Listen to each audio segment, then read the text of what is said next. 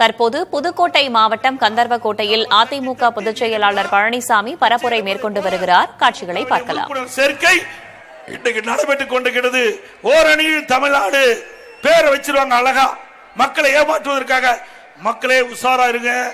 யாராவது cellphone number கேட்டா திமுக கொடுத்துடாதீங்க. அவன் ஏதாவது நேரத்தில் நீங்க போன் பண்ணுவாங்க, நீங்க ஏதாவது ஊர்ல இருப்பீங்க, அப்ப நான் வெளியூர்ல இருக்குன்னு சொன்னா வீட்டுல வந்து அடிச்சிட்டு போயிடுவான். எல்லாம் உஷாரா இருக்க வேணும். ஏன்னா உங்களை ஓட்டு சேர்த்ததுக்காக வர்றாங்க.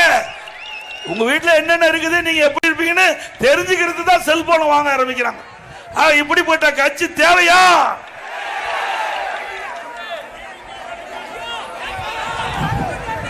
அது மட்டும் இல்ல, இப்ப உங்களுடன் ஸ்டாலின் இது மாதிரி விளம்பரத்தாள் எடுத்துக்கிட்டு ஊடு ஊடா வர இருக்கிறாங்க. அரசு அதிகாரிகள் இதை பயன்படுத்துறாங்க. இதுல என்னன்னா 46 பிரச்சனை உங்களுக்கு இருக்குது. அந்த 46 பிரச்சனையும் இந்த திமுக தீர்த்து வைக்குமா? இன்னும் எவ்வளவு நாள் இருக்குது? இன்னும் 8 மாசம் தான் இருக்குது. இன்னும் 8 மாசம் தான் இந்த ஆட்சி இருக்குது. இந்த 8 மாசத்துல எப்படி இதெல்லாம் தீர்த்து வைப்பீங்க?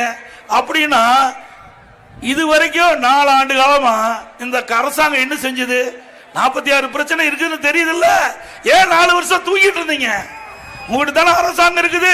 உங்களுக்கு 46 பிரச்சனை இருப்பதுன்னு நீங்களே நோட்டீஸ்ல அடிச்சு கொடுத்துருக்கீங்க. அப்படி இருக்கின்ற பொழுது 46 பிரச்சனை தீர்க்காத அரசாங்கம் தேவையா? இதே மாதிரிதான் எதிர்கட்சி தலைவராக இருக்கும்போது ஸ்டாலின் ஊரூரா போய் ஒரு பெட்ஷீட்டை போட்டு அமர்ந்துகிட்டு மக்களை எல்லாம் வர சொல்லி அமர வச்சு, அப்ப மக்கள்கிட்ட கேட்கிறாரு, திமுக ஆட்சிக்கு வந்தவுடன் நிறைய உங்களுக்கு செய்ய இருக்குது, அதனால நீங்க எல்லாம் உங்களுடைய குறைகள் எல்லாம் மனுவா எழுதி நான் கொண்டு வந்த பெட்டியில போடுங்க. நான் பெட்டியை பூட்டி சீலை வச்சு தூக்கிட்டு போய் வீட்டுல பத்திரமா வச்சிருக்கிறேன்.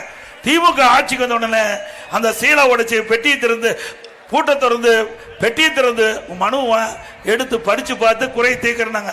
அப்புறம் எதுக்கு இது? இப்ப எதுக்கு இது இருக்குது? ஏற்கனவே மக்களுடைய பிரச்சனைய மனுவா கொடுத்தாச்சுல்ல, அப்புறம் எதுக்கு மறுபடியும் பிரச்சனை இருக்குது நீங்களே கொடுக்குறீங்க? அப்படி எல்லாம் இந்த ஆட்சியில பிரச்சனை தீர்க்கவில்லை. ஏற்கனவே நீங்கள் வாங்கினது அத்தனையும் பொய்.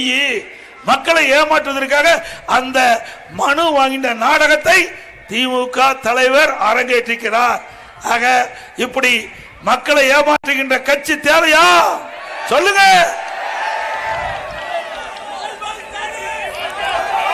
அதோட தமிழ்நாட்டில் டாஸ்மாக் கடை சும்மா 6000 கடை இருக்குது. இந்த 6000 கடையில அங்கங்க போய் யாராவது பாட்டில் வாங்கினா 10 ரூபா அதிகமா விலை கொடுக்கணும். அது யாருன்னு உங்களுக்கு தெரியுமில்ல? யாரு? யாருங்க? ஓ, செந்தில் பாலாஜி. நல்லா தெரிஞ்சு வச்சிருக்கீங்க. திமுகவை விமர்சனம் செய்து அதிமுக பொதுச் செயலாளர் எடப்பாடி பழனிசாமி பரப்புரையில் பேசியதை பார்த்தோம். விவரங்களை பின்னர் செய்தி வடிவில் பார்க்கலாம்.